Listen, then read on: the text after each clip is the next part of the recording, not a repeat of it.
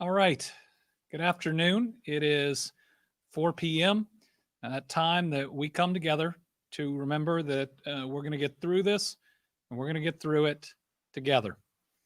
I want to start by thanking Goldsmith Elementary, the Dolphins, for today's mask, for taking care of their students, and for Sarah Hung, who is their PTA president, for sending this to me. We support you in this difficult time.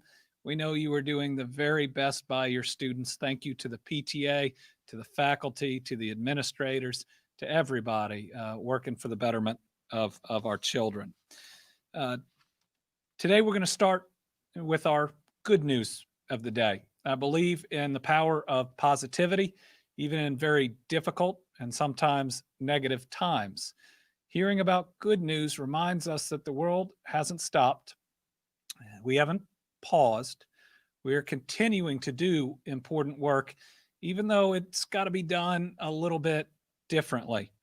But we ought to grab on to these rays of light to make sure that we keep ourselves in a positive place. And we're all going to have some scars once we get through this. Let's try to do everything we can to lessen the number and the severity to ensure that we are at a good and healthy place so we can not stumble but sprint into our future. Let's start with today, some good news we announced earlier in the day. So every year on Veterans Day, we honor the men and women who have answered the call to serve and defend the United States of America. We must never forget their sacrifice and their willingness to serve this great country.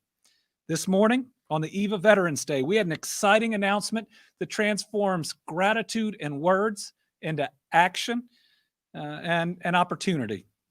Today, leaders at Humana pledged to hire more than 600 Kentucky veterans and 150 of their spouses over the next 4 years. While we can never repay our veterans' sacrifice, this commitment helps provide much deserved so much of their lives, their time for us. These are solid, stable, and important jobs, offering the kind of work and good way normal, but to build a better Kentucky. This is a major commitment to our veterans and our Commonwealth from a major health insurance company based right here in Kentucky. Humana, which is headquarters in Louisville, has had a long history of being a key and committed member of Team Kentucky and a particularly close and important partner for military personnel. To give you an idea of what that partnership really between Kentucky and the Department of Defense looks like, there are currently more than 54,000 Department of Defense personnel based in Kentucky, which puts us ninth out of the 50 states. It includes 31,000 active duty Army soldiers stationed at Fort Campbell and Fort Knox, and about 7,600 Air and Army Guardsmen, another 5,000 reserve members. The remaining 10,000 are civilian Department of Defense workers. Each of you are invaluable members, important members of Team Kentucky, and through commitments like those announced by Humana today, we are continuing to build a brighter, better Kentucky for our military personnel. Thank you, Humana, for standing with our veterans. And thank you to every veteran, military spouse, and family for your commitment and sacrifice to this great country and to our Commonwealth. As long as I'm your governor, know this administration is always going to stand with and appreciate our veterans and try to turn words of appreciation into actions that create opportunity. It's a great day in the Commonwealth, and it's a truly good, important, but also substantive way to honor our veterans. All right, second is an announcement. While it's a difficult topic, everything that we do to truly help people in their mental health and to prevent the worst of outcomes is good news. Every positive step we can take to help people. So in Kentucky, we're expanding crisis and mental health services. Pathways, Inc., a community-based mental health center serving Bath, Boyd, Carter, Elliott, Greenup, Lawrence, Menifee, Montgomery, Morgan, and Rowan counties, is accredited and serving as a national suicide prevention Lifeline call center in Kentucky. The NSPL is a network of local crisis centers providing free and confidential support to people in suicidal crisis or distress. Expanding Kentucky's capacity, which is what this does, is critical.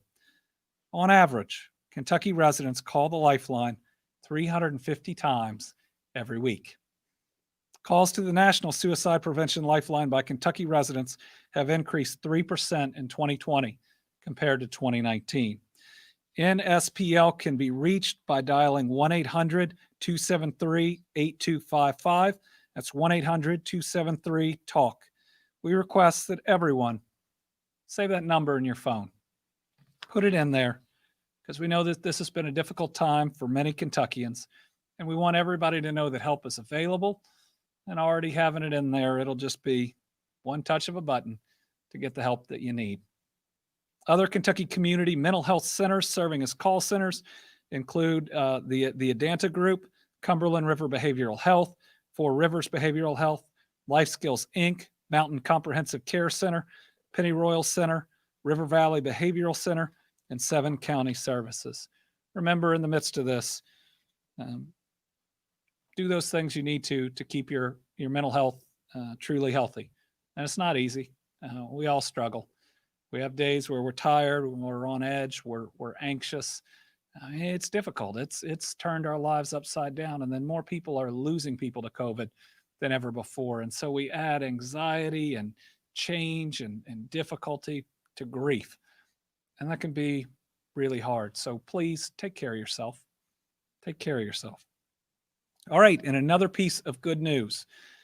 Today, we learned that Kaiser Family Foundation, which compiles information on testing nationwide, as of the last update yesterday at 2 p.m., had Kentucky 6th in the entire country in our daily tests per million.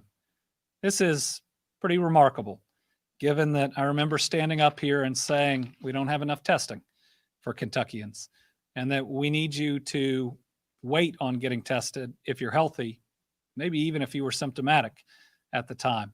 We have built out our testing in this Commonwealth into something that only a few states in the country could claim. And we've done it thanks to the work of people in this Commonwealth. Like so many things in Kentucky, we did this on our own, but we did it together. We did it because of the hard work of different labs out there located in Kentucky. We did it because of our communities willing to come together and set up the testing locations. We did it early on because of Kroger, and now UK and U of L and Norton and others running our testing centers. So this is something to be proud of, and it also is something that's critical as we move forward to ensure that we continue to test at this level. So we're showing you some of the locations. The first one, if you can go back to it, was the surge locations. This is the federal government supporting some testing, and we're looking at getting some additional tests here. That Louisville location is averaging about 300 tests per day. That's up since we last talked about it. There is another 100 tests per day capacity. We hope you'll take advantage of it. If you're in the Louisville area, it's drive-through at the Exposition Center. There are a number of lanes. You can get in and out pretty quickly. Lexington opens up Monday, November 16th. Let's look at the next slide. So these are our other partnerships for around the state, and you'll see many of your counties there. This is a chance in your region to get testing, and these testing locations, in fact, move, so you can look at where the closest one will be when. And remember, we have outbreaks all over the state, so we've got to make sure our testing reflects that, and it does. You go to the next one. This is Norton's in Louisville. They do about 600 or up to 600 per day. They have capacity too. They're actually handling all the administrative costs of that. All we do is provide the test, which we appreciate. These are the ones that we're doing with U of L, which are a downtown location, a South Louisville, and a Bullock County location. Of course, we're seeing outbreaks in all of those areas. Here's Northern Kentucky. Again, real opportunity that's out there. And then you could show UK and Lexington's. Well, these are, again, the federal partnership. But go to our website, kycovid19.ky.gov. over 200 plus locations throughout the Commonwealth. Keep it up. Getting tested helps protect you, helps give us information we need. But since we're here, remember the fact that we're doing this amount of testing isn't what's driving the increase in numbers, because our positivity rate is up again today. It just helps us have a clearer picture. But to me, the most important part is that it identifies people in need. That if we know that you have a positive case, hopefully we can monitor you, make sure you get the help you need, and prevent the spread further. Last piece of good news is there's still a whole lot of people out there trying to do it right, wearing their masks to protect one another. And I want to start with Knox County Schools. This is the Knox County teachers telling them that they miss their students, but they are masking up to get you back in class. They realize that this is one of the most important tools that can get our kids back in school. And if you want your kids back in school like I do, wear your mask. If you're not wearing your mask, you are one of the causes for us not being able to have our kids back in school day in and day out. All right, second one. Enjoyed this in Somerset. This is Frisch's, making sure that they are setting a positive example too. We appreciate this, both a good example and a chance to get a good laugh. And finally, this is pretty neat. This is the Med Center Health night shift nursing staff thanking their community for a little bit of Chick-fil-A from Bowling Green that was dropped off. But I just want you to take a look. Right here is a person who walks in to a facility where they're treating COVID patients, where people who are positive could come into the emergency room. Every day shows up as tired as I know that all our healthcare workers are after all these many months. The thing that we can do to honor them is to follow the rules, to wear our masks, and to engage in social distancing. When people don't do that, they put her and our other healthcare heroes at risk. And guess what? If you get COVID, you really need her. They're taking care of you. So don't just thank our nurses and our doctors and our administrative staff and our first responders. Do something to thank them. Do your part. Wear your mask. All right. And the need to wear masks, it's again just proven by today's case numbers. Today, we're reporting 2,120 new positive cases of COVID-19. It's the highest Tuesday. It's the fifth highest day. But I feel like we say something like this just about every day now. Again, this thing is spreading. It is spreading really fast, and we need your help. Our total number of cases are now up to 124,646. And remember, the more cases we have, the more people that are infected, more people who will need hospitalization, the more people who will be in the ICU, the more people we'll lose. And as we're finding out, the more people who will have long-term complications that may make their life more difficult for months or perhaps even longer. The real damage and devastation of this virus, we don't fully know yet. So again, it's really important that you do your part to start tamping down these cases. Our positivity rate today, 7.68%. That shows that not only are we testing more per million than all but 5 states, but even in that, the number of people who test positive is going up, which shows that this virus is growing and spreading. New cases by county, there's going to be a lot of these. And again, it just shows you how widespread it is. Jefferson, 378. Fayette, 187. Warren County with 86 today. Hardin County, 68. Madison County, 67. Laurel County, 61. Bullitt, 54. Nelson, 48. Davis, 42. Boone, 40. 39 in Christian. 38 in Floyd and Henderson. 36 in Hopkins, Kenton, and Pike. 33 in Jessamine. 32 in McCracken. 29 cases in Campbell, 27 in Monroe, 21 in Clay, 20 in Simpson, 19 in Boyle, 18 in Boyd and Rowan, 17 in Lee and Muhlenberg, 16 in Graves and Martin County, 15 in Franklin, Grayson, Greenup, Knox, Logan, Montgomery, Oldham, Rockcastle, and Union. 14 in Barron and Harlan.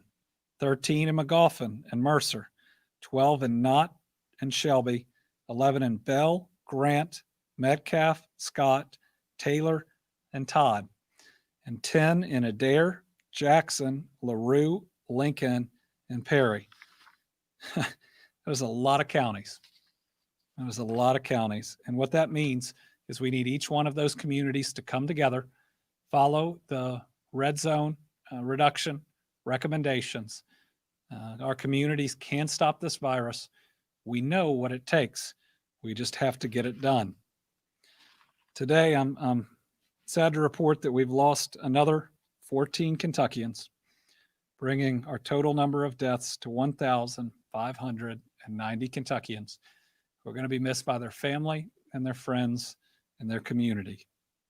Today's loss includes a 69-year-old man from Bracken, a 76-year-old man from Shelby, an 84-year-old man from Bullitt, a 91-year-old woman from Davis, an 87-year-old man, a 76-year-old man, an 89-year-old man, and an 84-year-old man, all from Jessamine, and another 86-year-old man from Jessamine.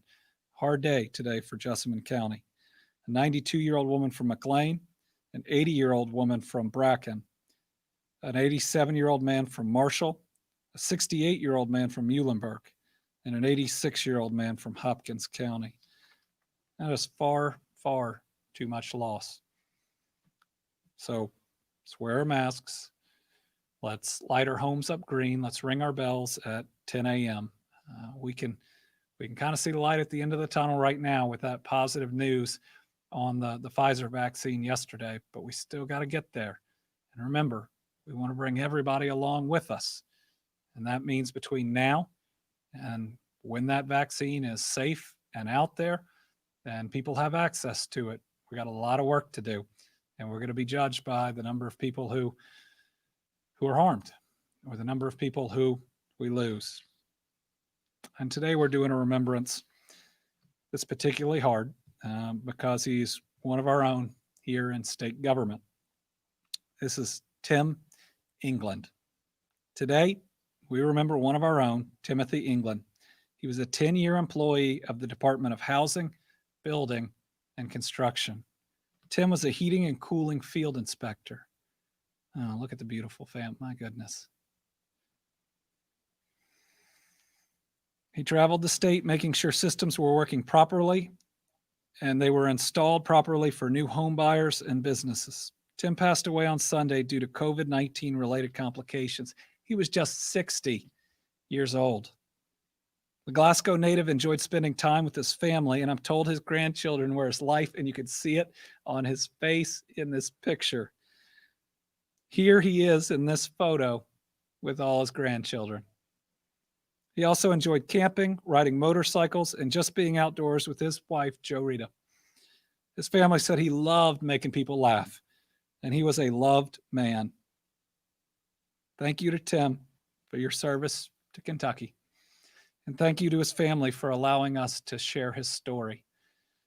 Thank you for everything you brought to this world, Tim.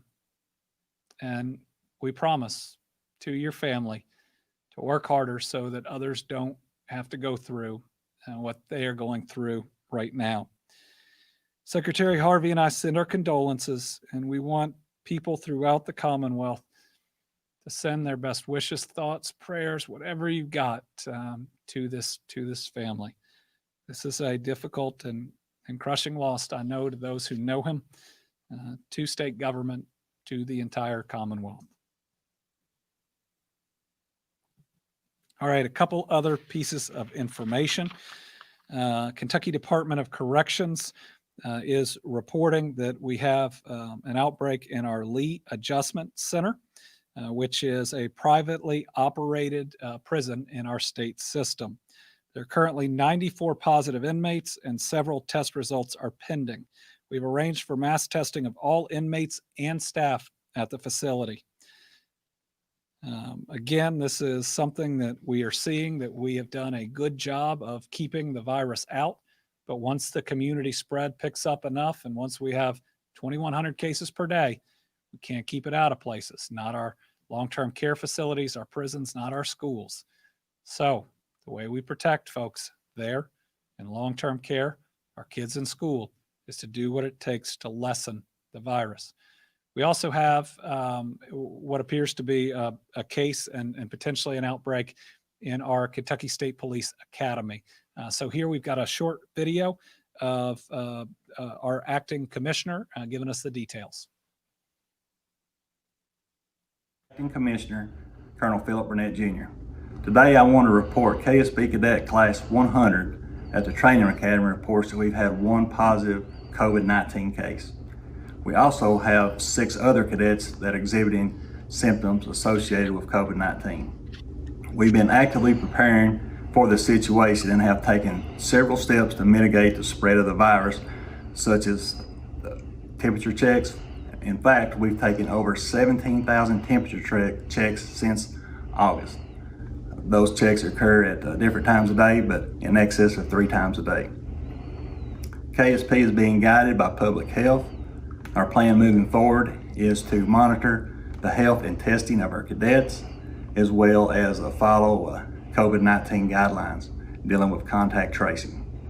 I want to thank all KSP troopers and personnel for remaining on the front lines during this pandemic and for the utmost dedication to serving and protecting the citizens of the Commonwealth of Kentucky.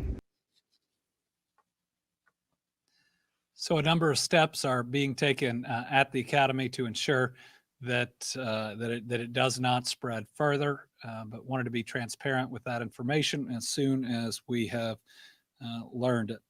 All right, next thing we're going to talk about is Thanksgiving. I'm going to make some brief remarks and then turn it over to Dr. Stack. Thanksgiving is one of my favorite times during the year. It is a special time for my family that is normally spent with a lot of extended family. But this year, those larger gatherings can be very dangerous. Those that you may think that you may only have 5, 10 Thanksgivings left with, if we're not careful this year, you might not have more than one. We are seeing spread and we are seeing the resulting loss happening more at family and social gatherings than anywhere else right now. And we've already seen this happen in Canada. So Canada has a Thanksgiving that is in October. It is earlier than ours. And what the Canadian government has been disclosing since then is that they have seen significant spread through these gatherings. If you travel, again, we're putting people at risk, not just because of the travel, but because of the size of the gatherings. And in Thanksgiving, everybody's going to take their mask off and eat and drink and probably be inside. And all of those things are very concerning. Now, this doesn't mean anybody is suggesting Thanksgiving's canceled. Far from it. We ought to celebrate our blessings. We ought to be able to be in touch with each other through Zoom, but we ought to be thankful for having the knowledge of how to protect those around us. So you know what? 2020 been rough on a lot of things, and it's going to be a little rough on your Thanksgiving gathering. But we're asking you and we're pleading with you to do it right, because that person that you may think that you will really miss sitting across the table from you this year, I want to make sure is across the table from you next year. And this right now is the most dangerous time we've had in this virus. So with that, I know Dr. Stack has some comments on that too.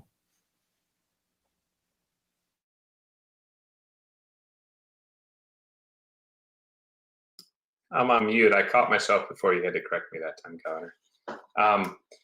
So thank you very much. With respect to the Canadian news article that the governor shared, that was from late October.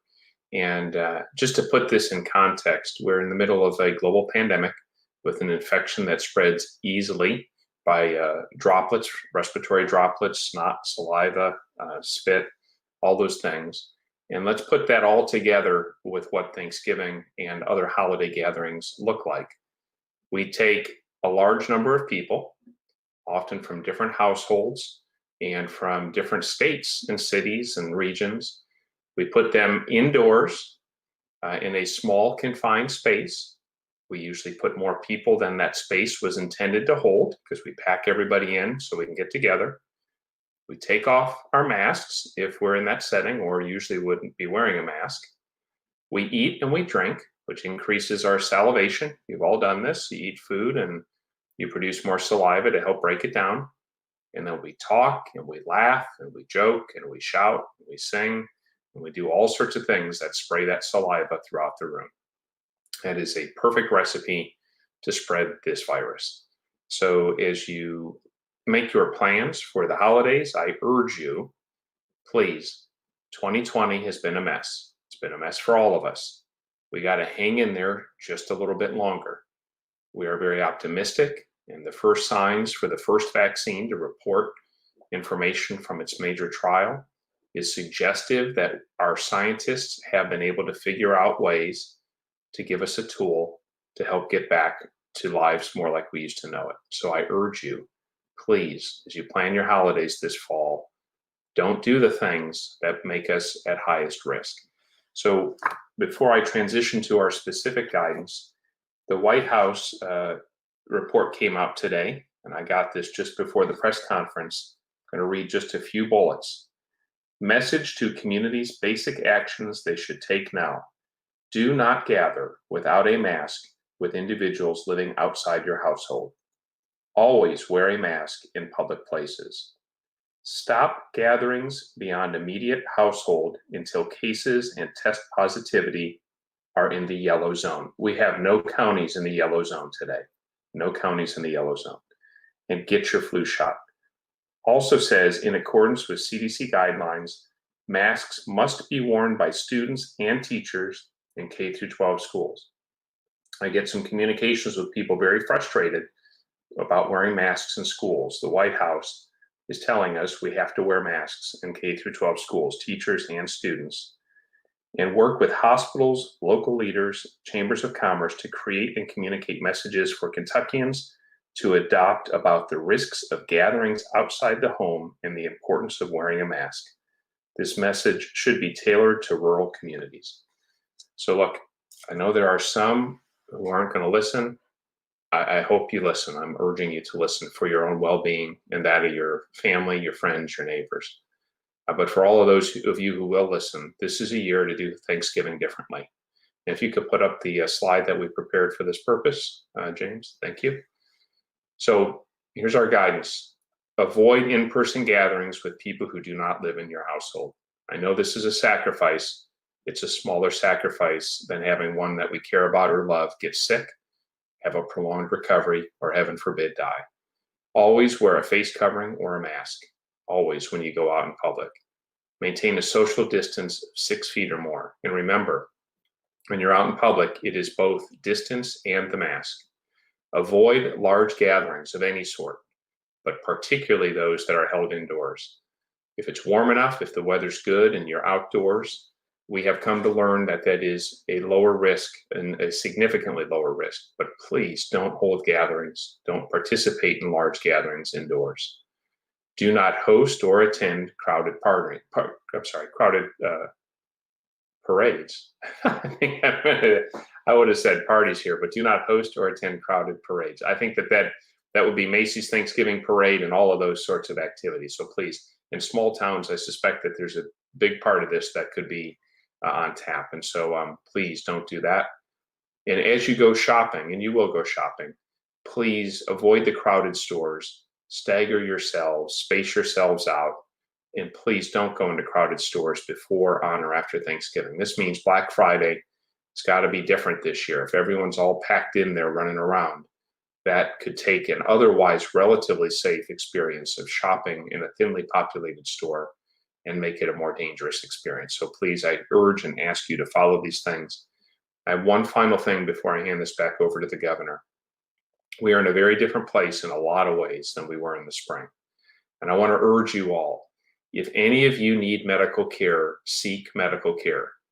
If you have chest pain, if you have abdominal pain, if you think you're having a stroke, do not delay, go seek care. Call your doctor, see your primary care provider, go to the emergency department if you believe you have an emergency.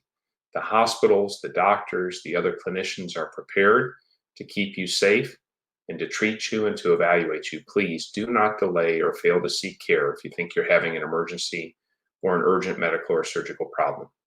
Now, that being said, I'm beginning to get the glimmers of more outreach from more different regions where hospitals are very clearly noticing the increase in COVID patients in their hospitals.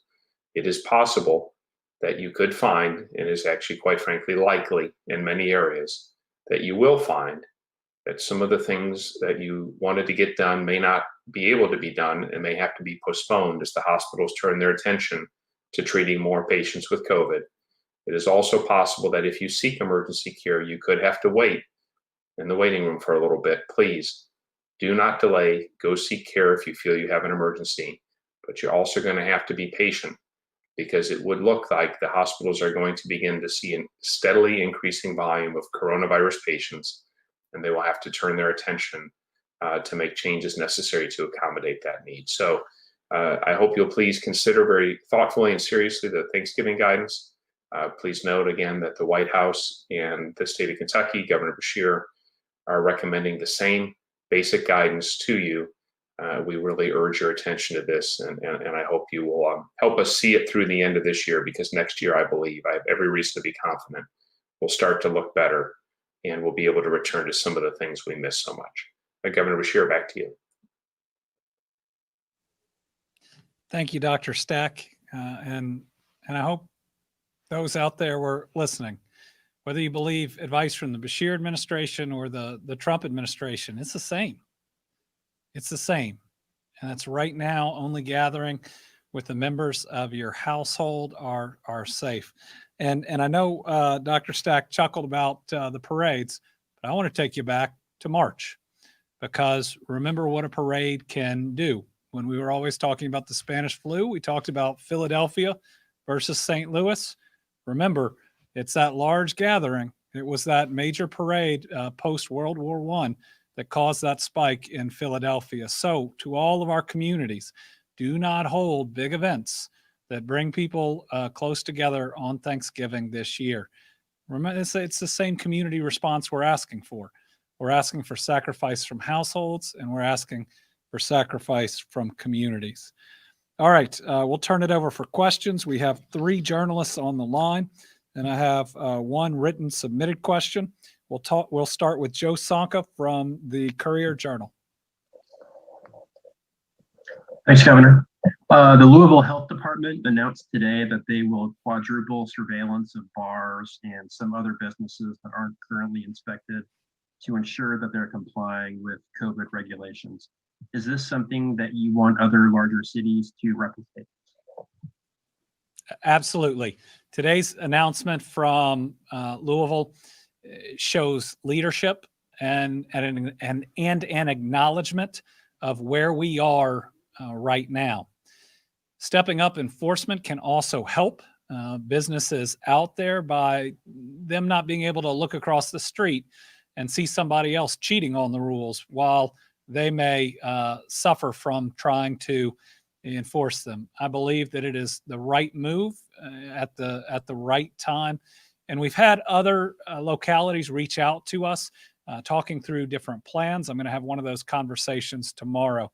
And other states that I talk to on a regular basis are also looking at different ways to step up enforcement. It's gotten that serious. And we're all trying to figure out what we can do to just get more people to follow the basic advice that'll save lives. Tom Latek from Kentucky Today.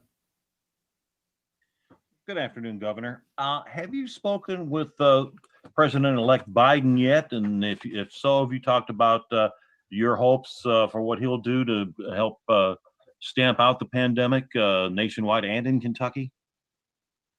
I have not spoken to the president-elect yet. I put in a call. I'm sure I'm on a list somewhere, but I think he's talking to world leaders and I'm sure I fall somewhere far, far, far below that. We have had his organization, his transition, reach out about a number of different areas. I have been pleased by his public comments, especially on masks. Now, I do hope that his group continues to follow a number of the good things that the current administration is doing.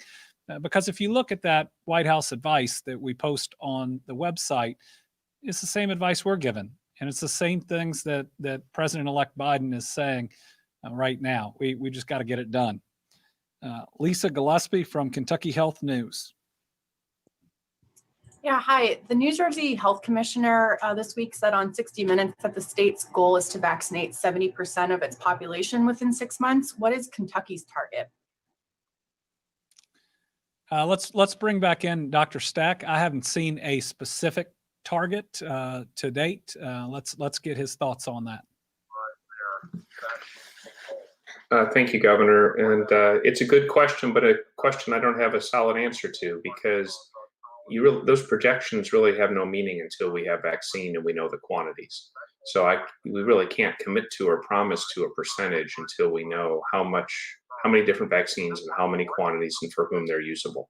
So I would say this, though, we are doing everything we can to partner with hospitals, the pharmacies, and then eventually the extended medical community, so that whenever we get vaccine, we deploy it as rapidly as we possibly can, so everybody who is eligible for it and who desires to receive it can receive it. So we'll do that as quickly as we can. Back to you, Governor.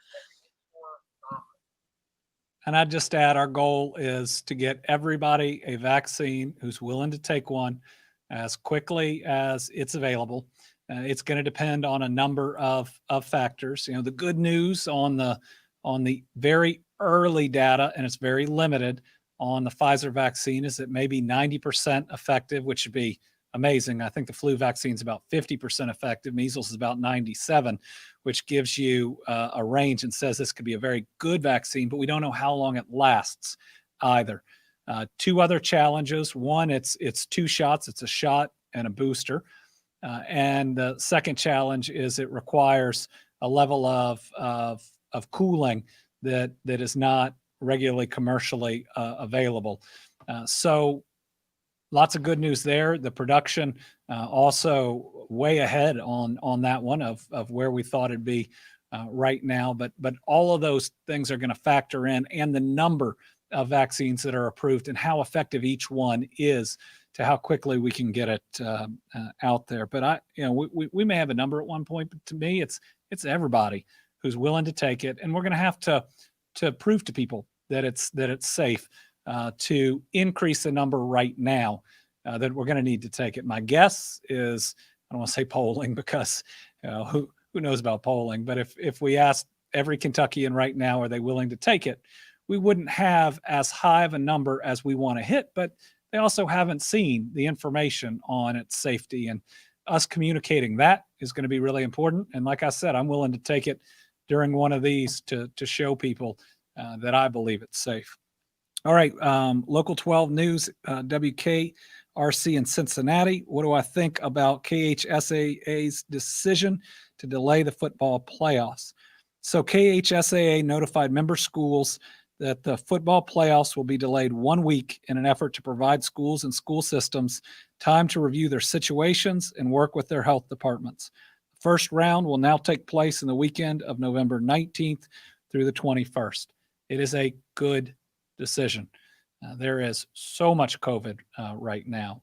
And I get that football playoffs are important, but every kid playing in those football playoffs has so many more years ahead of them that we hope are going to have so many amazing moments that would even rival that playoff moment. And I want to make sure that we are not subjecting those kids to, maybe it's just the long haulers, 20% of them having symptoms for months to maybe even longer. So I just want to make sure we're doing right by our children for their whole lives, and not just what is immediately in front of them. All right, back to Joe Sonka at the Courier-Journal. Governor, I believe you announced 5 new deaths in Jessamine County today. I'm checking to see if those were all at, or any of those were at the Thompson Hood Veterans Center, and what the current numbers are there. I believe that they are. Let us get confirmation on that. I think yesterday we announced, I believe we have 22 deaths at that center. We gave that update just yesterday, and we'll send it to you. It's heartbreaking. We do believe that the numbers are stabilizing. We have had some new positives, but the scale of the increase is lessened significantly. And this is a center that, I mean, houses and helps heroes. And all the way up to October, we were able to keep it out of that veteran center. And it just shows, if this thing is still around and community spread continues at the pace that it is, it's going to get in everywhere, and it's going to take people that we owe a huge amount of duty and gratitude towards. So let's remember them tomorrow on Veterans Day, and let's put on our masks to honor their legacy, but also their family members.